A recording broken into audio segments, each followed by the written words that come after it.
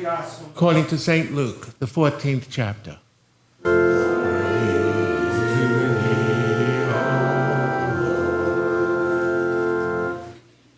Now great crowds accompanied Jesus, and he turned and said to them, "If anyone comes to me and does not hate his own father and mother, and wife and children, and brothers and sisters, yes, and even his own life, he cannot be my disciple.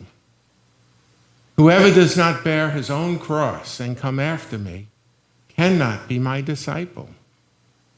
For which of you, desiring to build a tower, does not first sit down and count the cost, whether he has enough to complete it?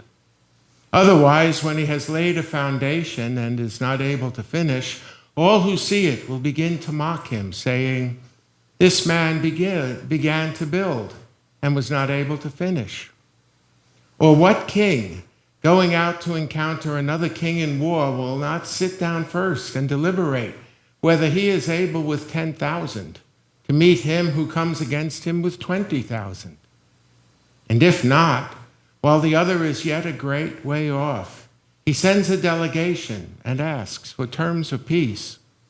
So therefore, any one of you who does not renounce all that he has cannot be my disciple.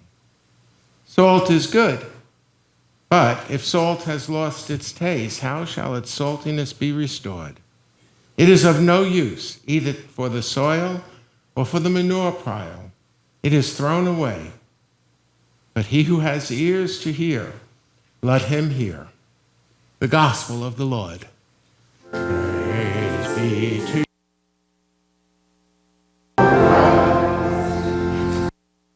Please be seated, except young people. Come forward.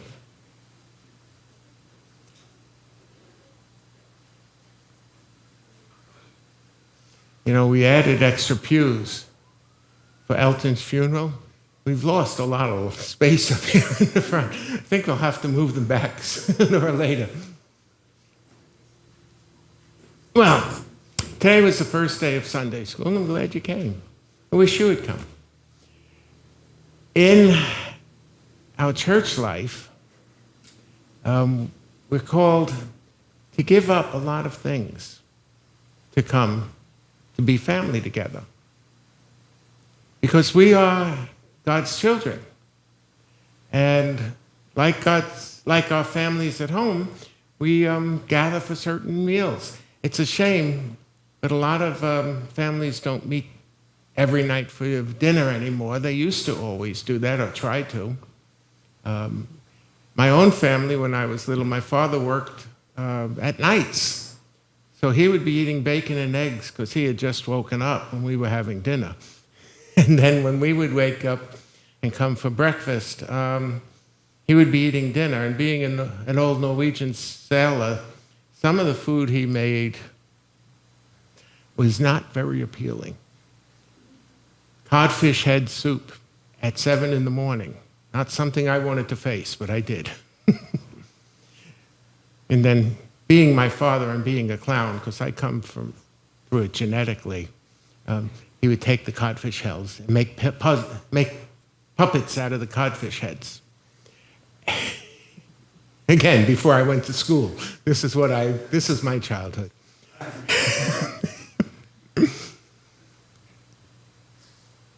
Families should get together as much as possible.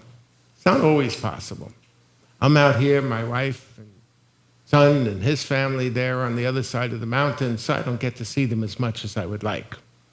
But we should get together as much as we can, because we are bound to each other by birth, by our genes, and also because we're bound to each other by our love.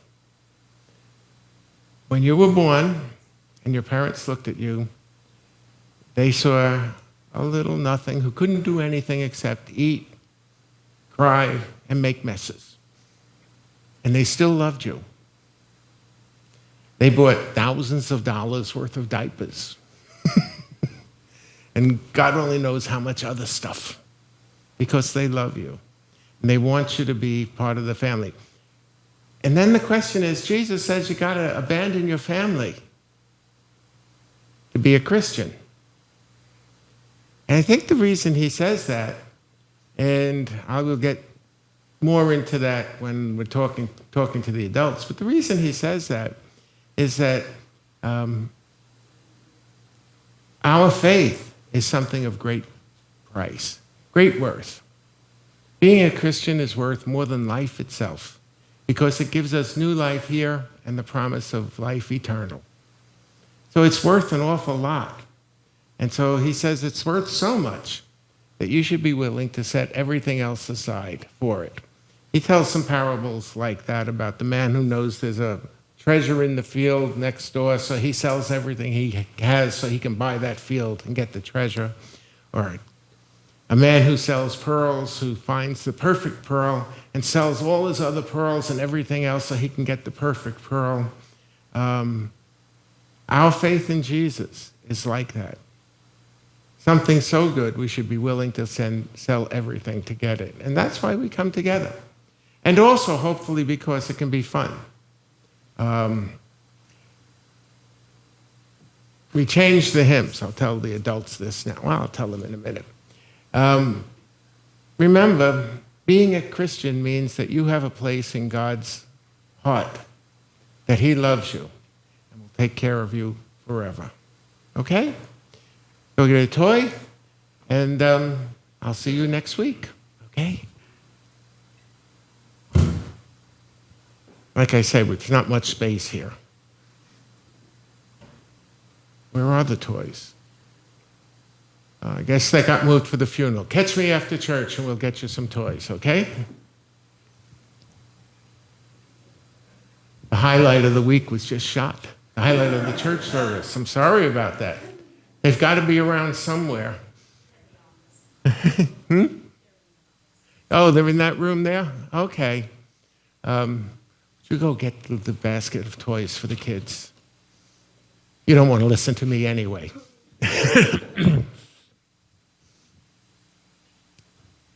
Two jokes. It's the same joke, but told two differently. Family goes out to dinner, and being good Christians, they sit down. Before the meal comes, they're saying grace. And the guy at the next table, who hasn't been in church in a while, looks at them and says, I hate when Christians are everywhere bothering everybody. I just can't stand that. I want to see them praying. And one of the people at the family that's praying looks over to him and says, well, you can go to hell because there aren't going to be any Christians there. Similarly, okay, go get your toys. Come on up. Similarly, politicians out campaigning, and he's a Republican, and some Democrat comes up to him and says, I wouldn't vote for you if you were St. Peter himself. And he looks at him and says, if I was St. Peter, you wouldn't be in my district. Same joke, a little bit different circumstances, but the same punchline. We are told in the gospel to give up everything for the faith. Oh, he didn't get anything he wanted. Oh. We're told, you're welcome. We're told to give up everything. Now, when he talks about giving up your family, you got to remember, in our society, we are individuals. You come and, if you are of a mind, you go away to college, and you don't ever go home. That happened a lot to me in my parish when I was in upstate New York. Several of the factories had closed, and also the people who went away to college didn't want to come back and work in factories anyway. So the kids that went off to college, a lot of them didn't come back. Thanksgiving, Christmas, maybe. But other than that, they were gone, lost to the congregation, lost to their families, really. Because we're individuals. And we go around and we make our own life. And that's a good thing in our society. That was not the society in ancient Israel or Rome. In ancient Israel or Rome, you belonged to your family.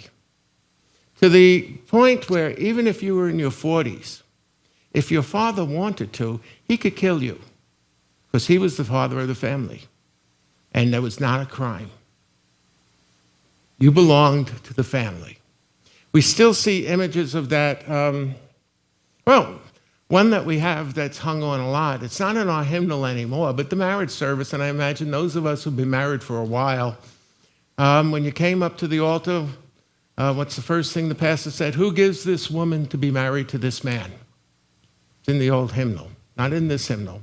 And it's not in this hymnal because a lot of women said, he doesn't own me, he can't give me away.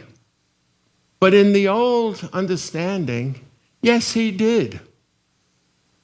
You were part of his family. His job was to take care of you and raise you up and watch over you, break the arms of anyone who was too frisky around you.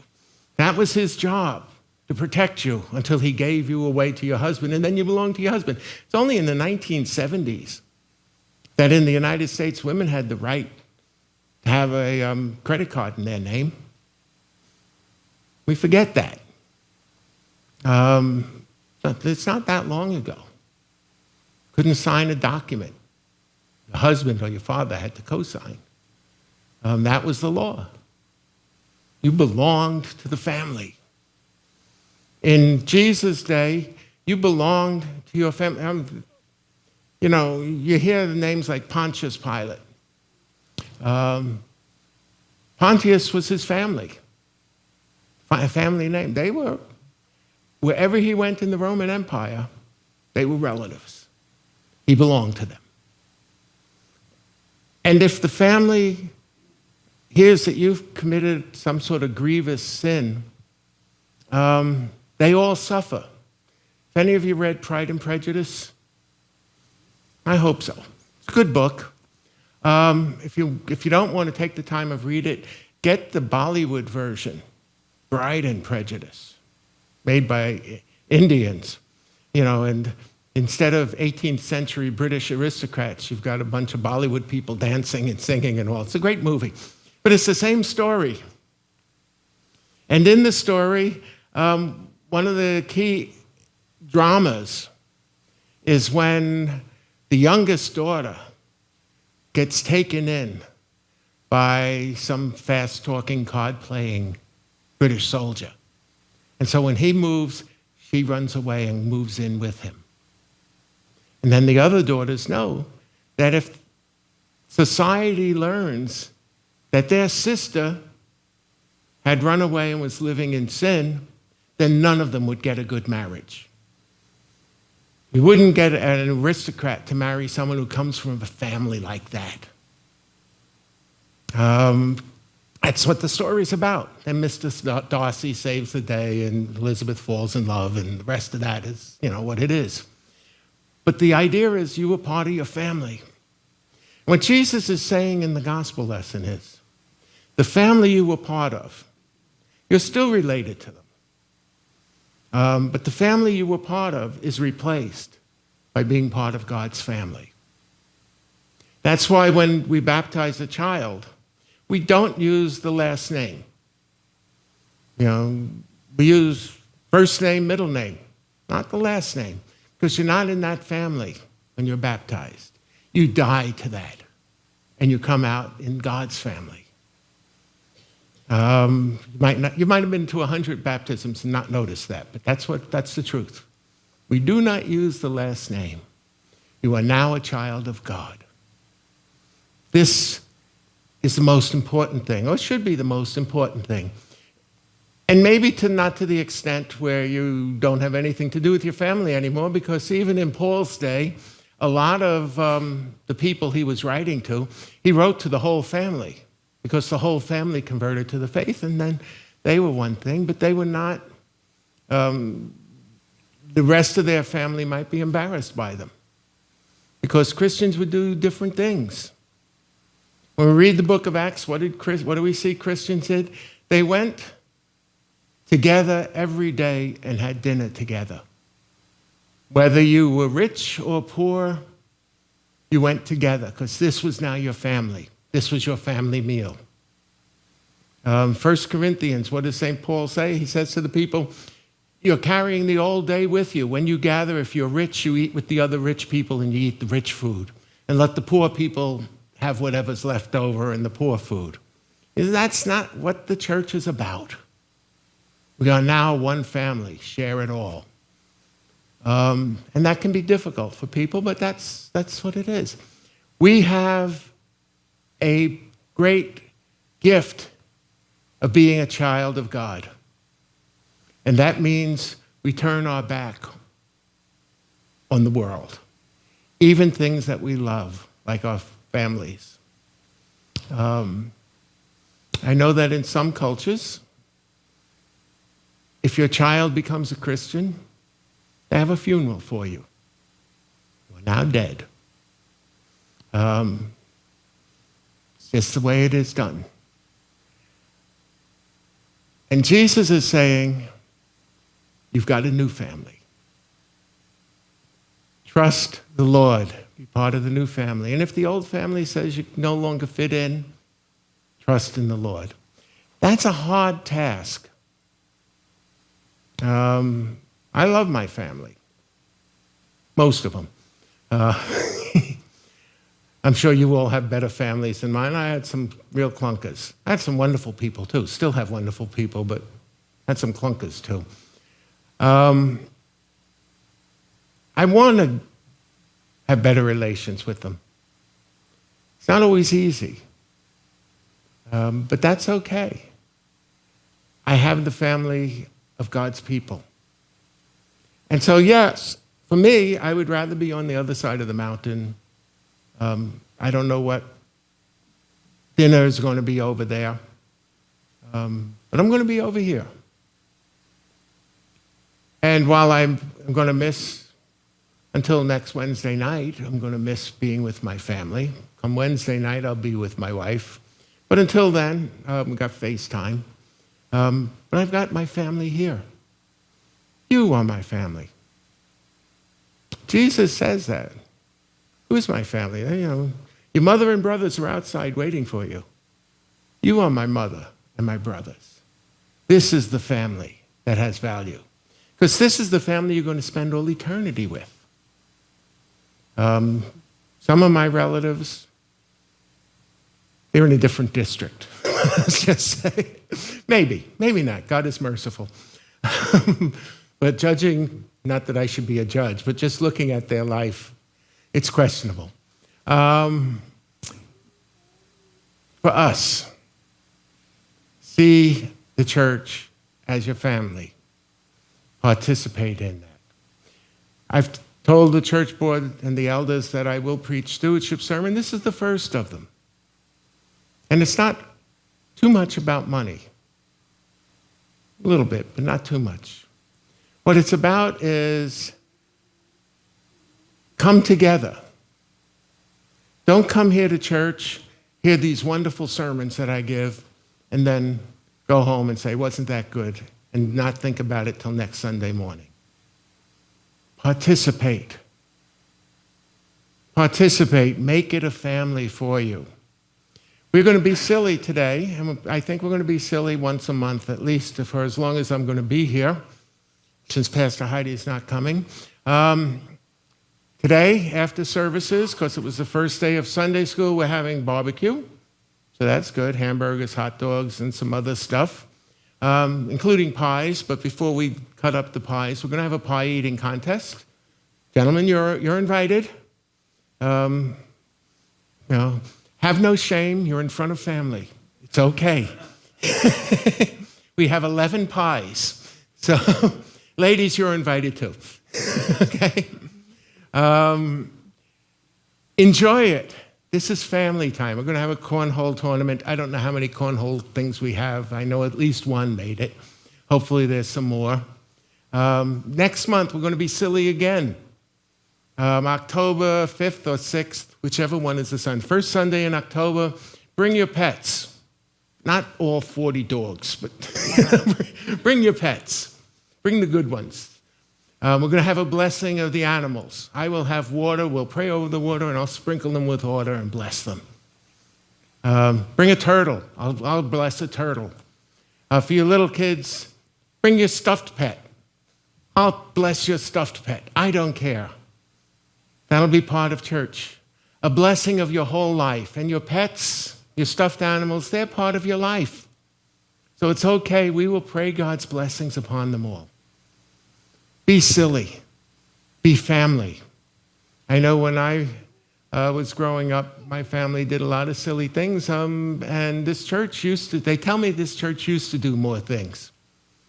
Things like maybe a night of pinochle.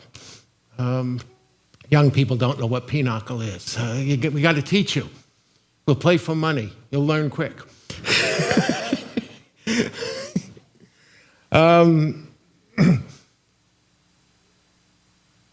Whatever we can do to be family.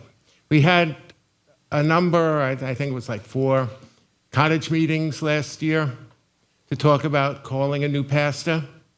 And what did we do? We got together and we talked. I talked probably too much, just like today. And then we would break up into small groups and get to talk to each other. And a couple people remarked how they've been coming to church sitting near each other for years, and then they'd go next door and have a cup of coffee and a couple of cookies, and then they'd go home. But they didn't know what people thought because they weren't having deep conversations with them, having pleasant conversations. How about that county fair? Wasn't that fun? That's okay. But they didn't have, how does the church impact on you? Have those conversations. So I'm going to be trying to do more of those things so that we can bind each other up, not just on Sunday morning. Nothing wrong with Sunday morning, but not just that. We're trying to do some other things.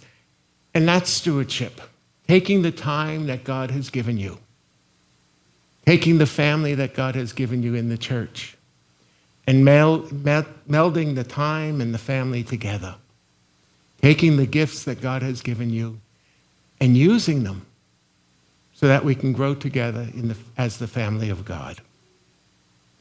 That's why Christ died, so that he could gather the whole world together. St. John, it says when Christ was elevated on the cross, he gathered the whole cosmos to himself. I picture Christ on the cross, and spiritually at least, as he laid his head and said, into your hands I commit my spirit, that he gathered the whole world, all of God's children, and especially those of us in the church, and gathered them to him, and took our sins down to hell and left them there, so that when he rose, we could rise with him and not be burdened by our sins anymore. So once again, I invite you all, stay after church today. Hot dogs, hamburgers, and some other stuff. And if you didn't bring anything, that's okay too. Pie eating contest. Don't wipe your face off until we get a picture, because we want to send a picture to the district and show them that this church is doing things. And yeah, he wants to do it. We have a smaller pie. You'll just like chocolate cream pie. Would you like that? Yes, okay. We got 2 of them. Don't wipe your face till after we get pictures. They're for the kids. If we have any pies left over that aren't smashed by faces, we will cut them up and be civilized with knives and forks. But that's at the end. Cornhole tournament, and talk to one another. Don't just sit down with people you talk to all the time. Talk to one another. Who are you? I've seen you around. What are we doing? In weeks to come, well, not the next 2 weeks, but when I get back, we're going to be doing more stewardship talks, talking about how we can bind ourselves together.